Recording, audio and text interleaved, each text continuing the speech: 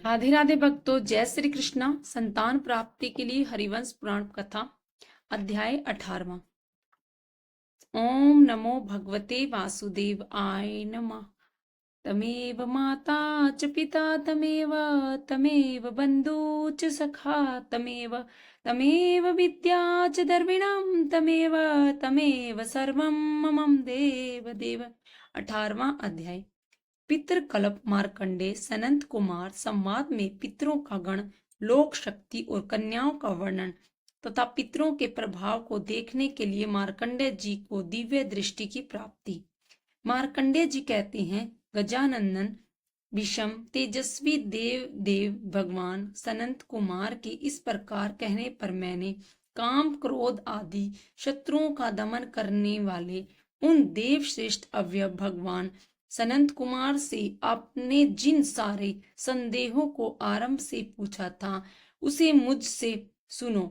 श्राद्ध के द्वारा चंद्रमा को पुष्टि करने वाले तथा देवताओं के भी श्रेष्ठ देवता पितरों के कितने गण हैं और वे किस लोक में प्रतिष्ठित रहते हैं।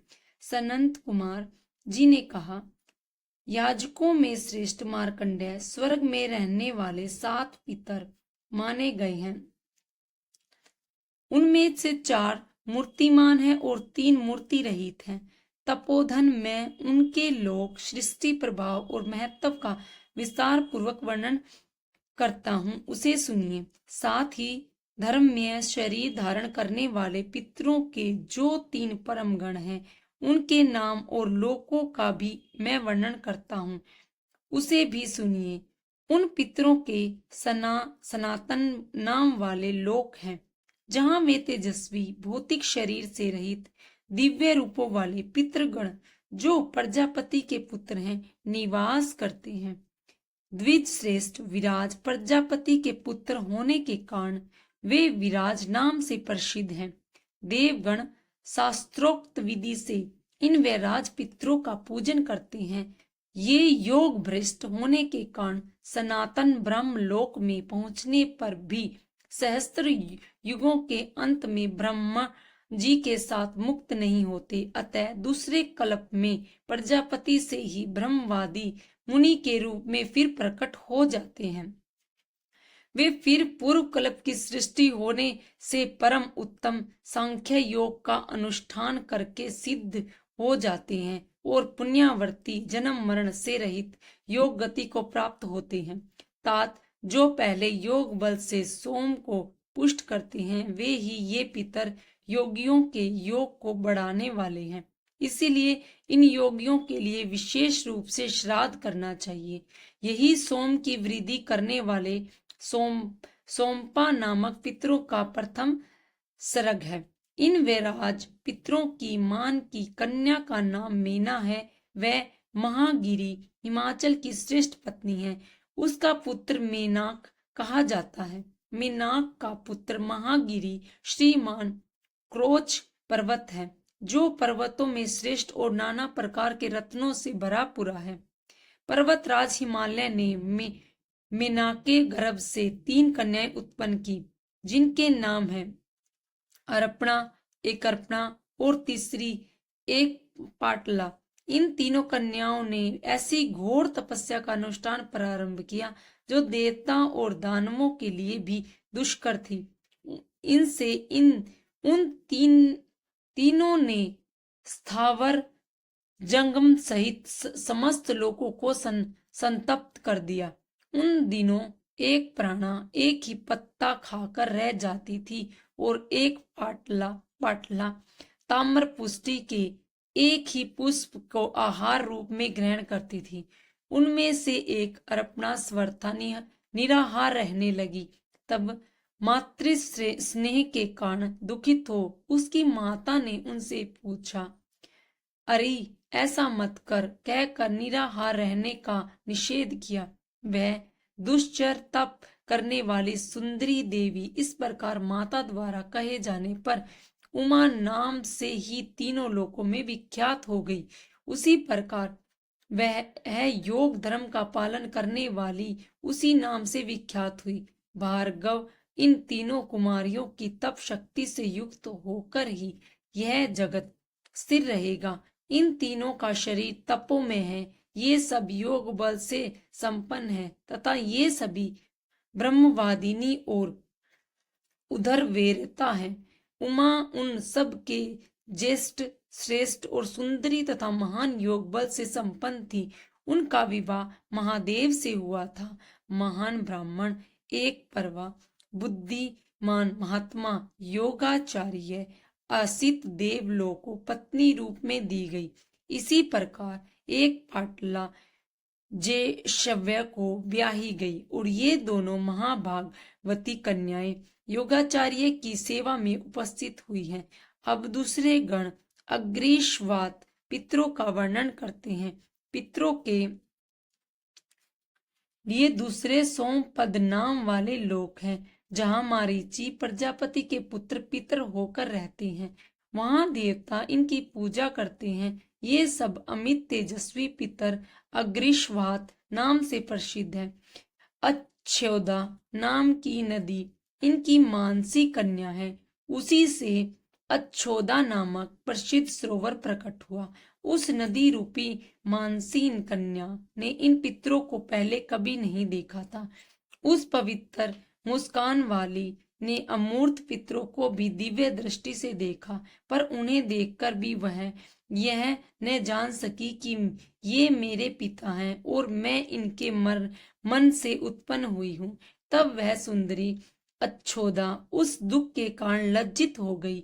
फिर उसने वासु को, जो आयु के यशस्वी पुत्र अमावसु नाम से विख्यात अंतरिक्षचारी और स्वर्ग में आद्रिका अप्सरा के साथ विमान में बैठे थे, देखा और उन्हीं को अपना पिता मान लिया। वह इच्छानुसार रूप धारण करने वाली स्त्री दूसरों को पिता बनाकर मानसिक व्यभिचार के कारण योग भ्रष्ट होकर गिरने लगी। स्वर्ग से भ्रष्ट होकर नीचे को गिरती हुई अच्छोदानो तारा से रेणु के आकार के नाम विमान को देखा।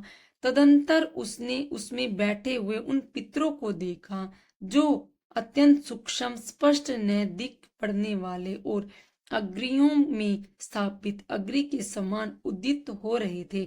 नीचे सिर करके गिरती हुई अच्छोदानो उनसे अरत स्वर से कहा, मेरी रक्षा कीजिए। उन पितरों ने कहा, डरो मत।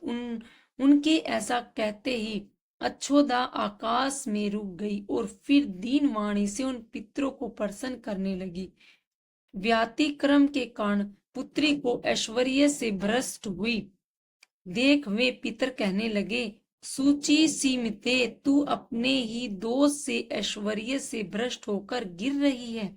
स्वर्ग सत देवता जिन शरीरों के द्वारा जैसा कर्म करते हैं, उन कर्मों का फल वे उन शरीरों को धारण करने वाले करके भोगते हैं। देव योनियों में देव योगवश बने हुए कर्म तत्काल ही फल देते हैं और मनुष्य योनि में किए हुए कर्मों का फल मरने के बाद मिला करता है। अतः पुत्री, तू मरने के बाद तपस्या का फल प्राप्त करेगी। पितरों के इस प्रकार कहने पर उसने अपने पितरों को प्रसन्न किया। तब उन लोगों ने दया पूर्वक उसके कल्याण के विषय में विचार किया।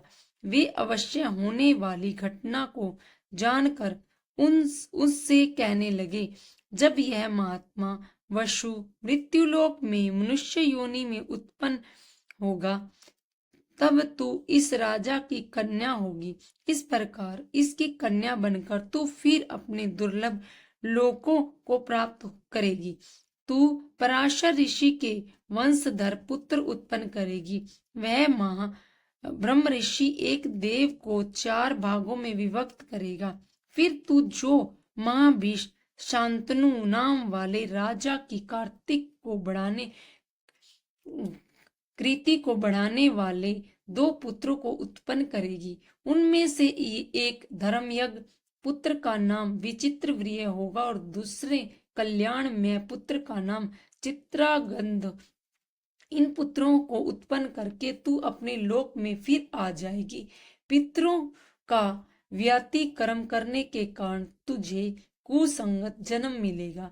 तू इसी राजा के द्वारा आद्रिका के गर्भ से कन्या के रूप में उत्पन्न होगी और 88वें द्वापर में मछली की संतान के रूप में प्रकट होगी। पितरों के इस प्रकार कहने पर वह राजा वसु की पुत्री बनकर मत्स्य योनि में उत्पन्न हुई। वहीं दाशेयी दाशराज की पुत्री तथा सत्यवती कहलाती है। अब पितरों के तीसरे गण बहर्षोपदों का वर्णन करते हैं। स्वर्ग में वे भ्राज नाम के दर्शनीय लोक हैं, जहां वर्षीपद नाम वाले भूलोक विख्यात पृथ्वीगण निवास करते हैं। समस्त देवगण, यक्ष, गंधर्व, राक्षस, नाग, सर्प तथा अमित तेजस्वी गरुड़ आदि उन की उपासना करते हैं। वे बृहस्पति नामक पितर महाभाग्यवान, तेजस्वी, तपस्वी और महात्मा हैं तथा महान आत्मबल से युक्त प्रजापति पुलस्तव के पुत्र हैं। इन की मानसी कन्या पीवरी नाम से विख्यात है। पीवरी स्वयं योगिनी, योगी की पत्नी और योगियों की माता है। धर्मधारिणी स्त्रियों में श्रेष्ठ यह पीवरी द्वापर में उत्पन्न होने वाली है। उसी युग में पराशर के कुल में व्यास जी के द्वारा अरण्य से आविर्भूत धूम रहित अग्नि के समान प्रकाशमान महातेजस्वी महायोगी द्विज श्रेष्ठ शंकु उत्पन्न होंगे। वे ही शुकदेव पितरों की इस कन्या पीवरी में कृष्ण, गैर, प्रभु और शंभु इन चार महाबली योगाचार्य पुत्रों और ब्रह्मदत्त की जननी और अणु की पत्नी कृत्वी नाम वाली कन्याओं को उत्पन्न करेगी। वे धर्मात्मा इन महाव्रतधारी योगाचार्य को उत्पन्न कर अपने पिता व्यास से धर्मों का रहस्य सुनेंगे। तदंतर अपार बुद्धि वाले महायोगी शंकु अपुण्य पुनरावर्तिनी गति को प्राप्त होंगे।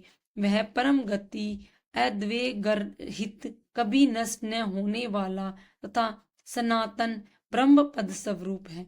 मुनो, मूर्तिमान पितर धर्म में शरीर धारण करने वाले हैं। इन्हीं से वृषण और अंधक कुलों से संबंधित रखने वाली यह कथा आरंभ होती है।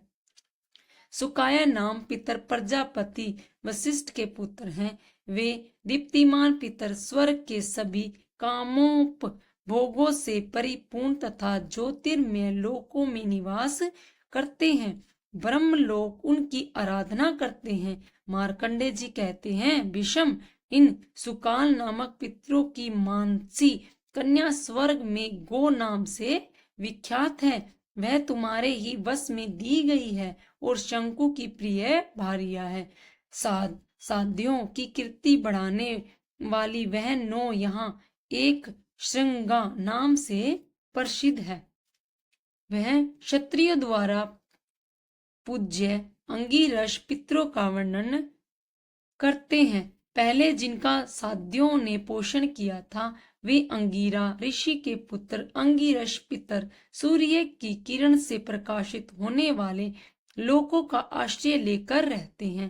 तात फल चाहने वाले क्षत्रिय लोग उन अंगिरस पितरों का पूजन करते हैं। अंगिरस पितरों की मानसी कन्या यशोदा नाम से प्रसिद्ध है। वह विश्व महान की पत्नी वृद्ध शर्मा की पुत्र वधु एवं राजश्री महात्मा दिलीप की माता है।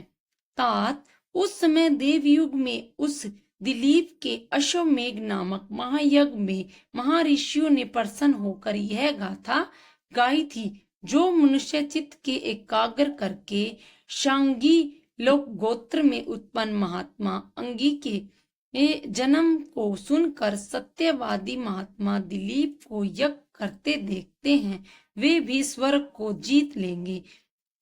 कर्दम प्रजापति की सुसवधा नाम वाले पितर हैं, जो ब्राह्मणों में श्रेष्ठ और महान आत्मबल से संपन्न है तथा महर्षि पुलह से उत्पन्न हुआ है। तात ये आकाश में विचरण करने वाले सुसवधा संज्ञक पितर स्वर्ग में इच्छानुसार सब कामनाओं की पूर्ति करने वाले लोकों में रहते हैं। फल कामुक विषयगण इनकी उपासना करते हैं। सनंत कुमार जी कहते हैं, ब्रह्मांड उनकी मानसी कन्या विरजा नाम से प्रसिद्ध है। वह ययाति की माता और निहुष की पत्नी है।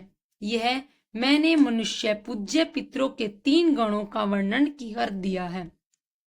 अब चौथे गण का वर्णन सुनो। ये पितृगण किवी की पुत्री सवधा के गर्भ से उत्पन्न हुए पुत्र हैं और सोमपा कहलाते हैं। ये अग्नि के आत्मज हैं। शूद्र इनकी उपासना करते हैं। ये स्वर्ग में जिन लोकों में निवास करते हैं वे मानस लोक कहलाते हैं। इनकी मानसी कन्या नर्मदा कहलाती है, जो नदियों में श्रेष्ठ है। वह दक्षिण पथ की ओर बहकर प्राणियों को पवित्र करती है। वह पुरुकुत शकी की पत्नी और त्रश शिव की माता है। तात प्रजापति मुनि प्रत्येक युग के आरंभ में इन पितरों को पूज्य समझकर लुप्त हुए श्राद्ध धर्म का उद्धार करने के लिए श्राद्धों को फिर प्रचलित किया करते हैं। द्विज शतम यम इन सब 7 प्रकार के पितरों के आदि में उत्पन्न होते हैं और ये अपने धर्म के प्रवर्तक हैं। इस कारण इनको श्राद्ध देव कहलाते हैं। इन सब पितरों को चांदी का या चांदी मिला हुआ पात्र तथा सवधा पितृभय कह कर दिया हुआ श्राद्ध तृप्ति और प्रसन्नता प्रदान करता है। जो मनुष्य सोम अग्नि और वैश्वत यम का अपयायन करके फिर अग्नि में उदगायन करता है अथवा अग्नि के अभाव में जल में उदगायन करके पितरों को भक्ति पूर्ण तृप्त करता है, उसे पितृ तृप्ति करते हैं तथा बहुत सी संतान पुष्टि स्वर्ग आरोग्य और समस्त अभिष्ट वस्तुएं प्रदान करते हैं। मुने पितृ कार्य देव कार्य से भी श्रेष्ठ हैं। पितृ अपायन तृप्त करने पर देवताओं से भी पहले प्रसन्न हो जाते हैं। ये पितर शीघ्र प्रसन्न होने वाले तथा क्रोध रहित हैं और लोगों को प्रसन्न रखने वाले। सनंत कुमार जी मार्कंडेय ऋषि से कहते हैं, भार्गव पितरों का प्रसाद सदा स्थिर रहने वाला होता है, इसीलिए तुम उन्हें प्रणाम किया करो।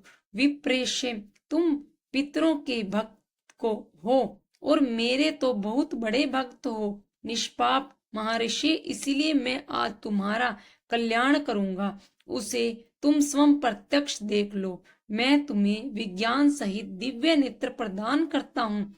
मार्कंडे, अब तुम श्राद्ध के फल स्वरूप में मिलने वाली इस गति को सावधान होकर देखो। तुम जैसा सिद्ध पुरुष भी इस मानसमय चक्षु के योगियों की दिव्य गति को और पितर की परागति को नहीं देख सकता। यूं कहकर वे देवेश सामने खड़े हुए। मुझको देवताओं के लिए भी दुर्लभ विज्ञान रहित दिव्य नेत्र देकर द्वितीय अग्नि के समान प्रकाशित होते हुए अपने इष्ट स्थान को चले गए। कुरुश्रेष्ठ विषम, उन देवता की कृपा से मैंने जो घटना देखी थी उसे तुम सुनो। पृथ्वी में उस घटना का जानना मनुष्यों के लिए महा कठिन है। इस प्रकार श्री महाभारत खल विभाग हरिवंश के अंतर्गत हरिवंश पर्व में पितरकल्प विषयक 18वां अध्याय पूरा हुआ। विष्णु भगवान की आरती, जगदीश्वर भगवान की आरती। ओम जय जगदीश हरे, स्वामी जय जगदीश हरे, भक्त जनों के संकट क्षण में दूर करे। ओम जय जगदीश हरे, जो ध्यावे फल पावे, दुख विन से मन का, सुख संपत्ति घर आवे, कष्ट मिटे तन का। ओम जय जगदीश हरे, मात पिता तुम मेरे, शरण गऊं मैं किसकी, तुम बिन और न दूजा आस करूं मैं जिसकी। ओम जय जगदीश हरे, तुम पूर्ण परमात्मा, तुम अंतर पार ब्रह्म परमेश्वर तुम सबके स्वामी। ओम जय जगदीश हरे, तुम करुणा के सागर तुम पालन करता। मैं मूरख कल कामी कृपा करो भरता। ओम जय जग हो एक अगोचर सबके प्राणपति। किस विधि मिलूं दया मैं तुमको मैं कुमति। ओम जय जगदीश हर, दीन बंधु दुख हरता ठाकुर तुम मेरे। अपने हाथ बढ़ाओ द्वार पड़ी मैं तेरे। ओम जय जगदीश हरे, विषय विकार मिटाओ पाप हरो देवा। श्रद्धा भक्ति बढ़ाओ संतन की सेवा।